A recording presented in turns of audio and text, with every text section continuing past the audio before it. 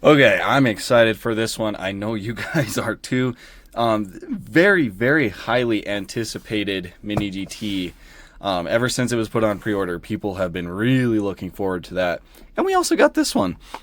So, yeah, a couple new F1s, McLaren F1s. I did, let me fix my camera, it's kind of shaky. Okay, I did pull out all of the past colors for these castings. So for the regular F1 GTRs, we have the cobalt blue one. This one was really nice. We also have the red one. The silver one as well, magnesium silver. Really nice metallic silver color on that one. And then, let's scoot those over. We also have the GTRs, most notably this one. We will be taking a close look at the two together. And the 1996 Golf one, I'll set that back there. And then last but not least, we also did get the 1996 presentation version, which super cool. All right, so let's go ahead and start cracking into these. So we'll do this one first. It is the orange version, like burnt orange color. I don't really know how to pronounce this paint, to be honest. Yquem? Yquem, I think. I think that would be pronounced Yquem. And we'll get the plastic off both of them. Sometimes it's not very clear where to cut them because I don't want to like cut the box. Sometimes there's not a very big gap in between the seam right there on any of the corners. It's like I try to be really careful because I do like to keep my boxes in good condition. In fact, I already have I already have two protectors right here ready to go for both of these boxes. So all right, let's go ahead and jump into it. So Mini GT number 817, the McLaren F1 and Yquem. I'm just going to call it Yquem. There's all your info on the back, all the good licensing and whatnot. This one does have an L for left-hand drive, but as you guys probably know, that's really silly with these McLaren F1s because the driver sits in the middle. So I don't really know why that L is necessary to put, but I guess just keeping consistent with the lineup. But okay, let's take a look. So I think this might be my favorite color of the regular F1 so far, but that cobalt blue is really nice. So is the silver. But here it is. So like I said, it's kind of like a burnt orange color. I don't know where the name Yquem comes from. It might be orange in like another language or something, but wow. That paint does look really, really nice in my opinion.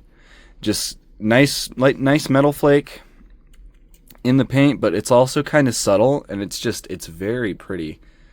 Typically don't say describe paints as pretty very much, but it's a very pretty color. Aside from that, I guess it has been quite a while since we've looked at this casting. The most recent one that came out was this red one right here, and this was number 654. So 654 to 817, that's a pretty big jump. And I'm honestly surprised that they didn't just do more colors, like as you know, the casting was still fresh. Surprised they only gave us 3 colors and then waited forever. I thought maybe they were just done with the regular one and they were going to move on to the actual race car casting. But anyways, the wheels on it are very nice. You do also have that little like bronze orange center cap right there. Really nice 5-spoke. On the real car, there would be a little bit of a gap in between the spoke right there, but I think at Mini GT's price point, I think it's definitely fair that there isn't, because I know on the if you guys haven't seen the LCD models McLaren F1, they actually did have that gap and it was really nice. But the tires themselves look really good. Of course, you do have a bigger wheel on the back end. Tire tread is nice, and the tires are rounded a little bit to kind of make them look inflated, or at least that's kind of the illusion that it gives you. Of course, it's Mini GT, it rolls good. Mirrors are rubber, of course. Mirrors actually do look pretty good, pretty accurate as far as the mold goes. And then you have these really nice lines on the side, also look really good. And here's the front end headlights. Mini GT did a good job on, obviously, again, this isn't an LCD comparison, but LCD did a much better job They were actually like kind of lensed in there. But the silver round headlight details underneath that acrylic does look really nice, gives the headlight some nice depth. And it does look pretty accurate, I think. You've got your McLaren logo at the front right there, and then you've got your little frunk area. Panel lines look good. You've got your turn signal right there. And then a little bit of grille detail below that. And then I always loved how on the McLaren F1, at this very front end, it kind of like that panel like wraps around and then goes back under. It just, I don't know, it looks really cool, very clean. Obviously, this is one of the most legendary cars in the world. The McLaren F1 is just crazy. Crazy. And the amount that these cars go for in real life is kind of absurd. Like, they're almost to the point where they're priceless. These stock McLaren F1s, they are almost priceless, I think. Maybe not. Maybe there's still quite a ways to go, but yeah. Really nice venting detail back here, of course. And then you've got these two little side windows and then this center support piece. Really cool design. Love how the F1 looks. You also do have this little air vent at the top right there, and they threw some black paint in there. So that is pretty good. Here's the back view. Pretty nice grille detail back here. You've got the F1 and McLaren badge right there printed on. Actually pretty legible for how small it is, so that is nice. And then the taillights, you've got ambers on the outer edges and then the actual brake lights on the inside. Both of them, well, I guess all four of them are round acrylic. They look really nice. And then, of course, you've got some more venting in here, and they kind of filled that in with some glossy black paint, which I think is pretty adequate for this. And then quad exhaust down here, just done in black, and then it almost looks like this is supposed to be like some sort of mesh venting, maybe carbon fiber, not exactly sure. But yeah, overall, it looks really good. I like this color a lot. Like I said, I definitely think this is my favorite color out of these four so far. But, I mean, all of these colors were actually really nice. The cobalt blue one, really nice metal flake blue. The silver, like I said, really nice metal flake silver. The red, I think, was my least favorite color because it was just glossy, which there's nothing wrong with glossy paints. But when you've got these three right here, and this one's just glossy, it's a little more... Oh, no, it's not glossy. It is metal flake. What am I talking about? It's a little hard to see, but... yeah, that is metal flake. You can see, like, some speckles in there. Okay, so this one also is metal flake, but I still think the red is my least favorite, but I still do like it. Definitely not my least favorite in the sense of I don't like it. But anyways, let's move on to this one, and we're going to need this guy for this part as well. So, this one came out a long time ago as well, number 534. It's the Winnow Clinic, the one that won Le Mans in 1995. Legendary car. Oh, that's not good.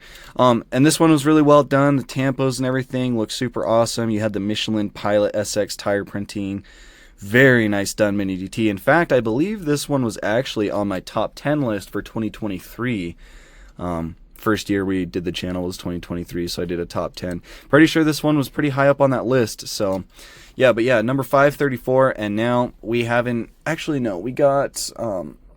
this one was actually delayed for a while too. This was number 723, and so now we're getting another version of 870. I hope they do a few more, like a few more of the iconic liveries for this casting, and then I hope they move on to the long tail. I also wouldn't complain if they did a couple more stock versions too. But yeah, so this is Mini GT number 870, the McLaren F1 GTR number 59, 1995 Le Mans 24 hours winner, post-race weathered.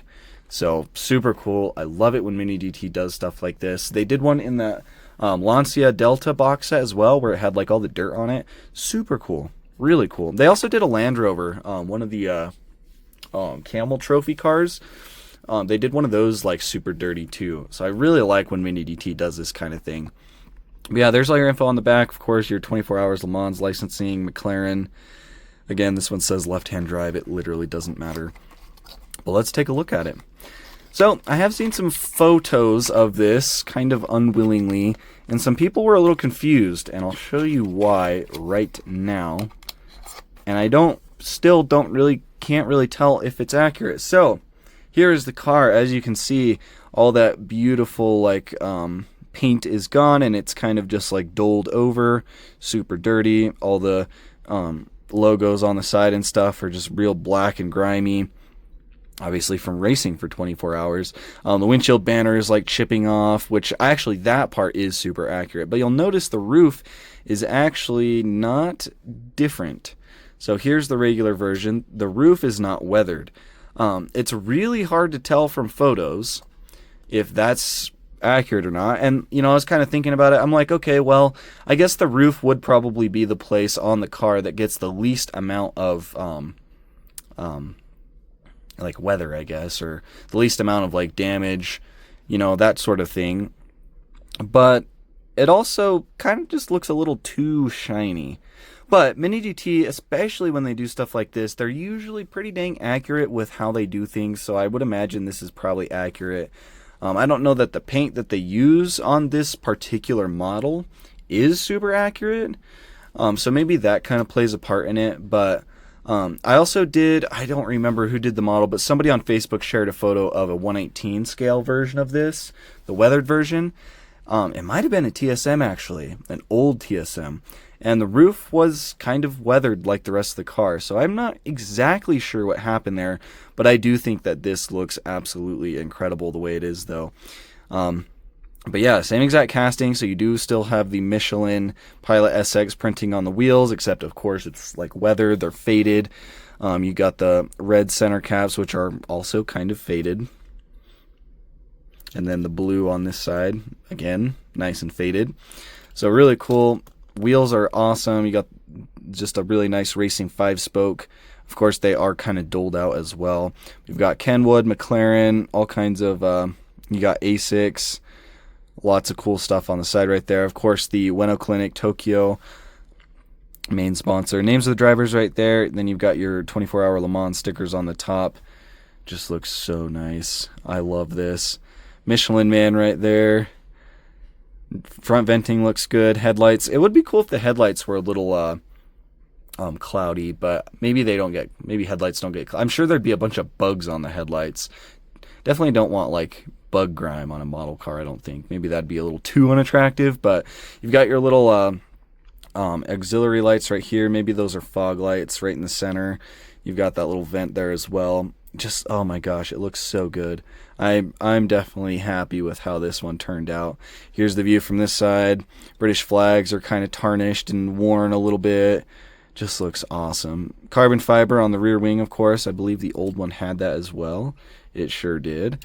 And then you've also, oh, I'm noticing a little difference. So right in front of that wing, you see that little mesh panel right there. This one does not have that. The casting is just blank right there. So maybe they did that because it wasn't going to look good with how this like matte gray weathered looking paint was. I'm not exactly sure, but it is not there for this one. Here's the back. The taillights do look cloudy. See, like that's what they should have done with the headlights as well. They should have put that like film texture over it, or maybe it's just a very light coat of this gray paint, but taillights are cloudy. You can see the difference right there. I think that's what they should have done for the headlights, and that would have like kind of completed it. But overall, it looks really good on the back. You got the BMW V12 logos, nice and tattered. Quad exhaust in there. Oh wow, it looks so good. I'm really impressed with this. I really am. The tires look a little gray. Looks like they sprayed the tires too. It kind of looks like they just like took the whole thing and just kind of, you know, sprayed it with a light, or a real light, like gray, like matte gray coat, just enough to like kind of make everything look cloudy. And then I'm sure these tampos right here are probably actual like tampos they designed, but, and like I wonder how they did this little like tattered windshield banner too. I'm actually like curious what the process of manufacturing a model like this would be, because I feel like there's a lot of intricacies that would go into it, and it's probably one of those models that is a lot more expensive to create than others. But yeah, and like if you look at the pillar right here, and what makes me think they did this on purpose is this weathered like gray texture goes up this A pillar, and then it kind of fades out as it gets up to the roof. It might be a little hard to see, but it does fade out. So that's why I'm thinking, okay, maybe the roof was still pretty much intact at the end of the race, as far as like not being weathered. I hate saying the word weathered so much because it's in the name, but you know, that kind of is what it is. Overall, I think they did a really good job. I do have a photo to put up of this car kind of like at the end of the race, and the Mini GT does look pretty dang good.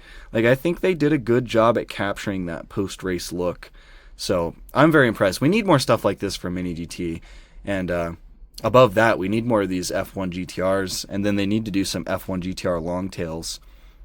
Like, I was talking to my buddy about this. I think this GTR casting has been out for over 2 years now.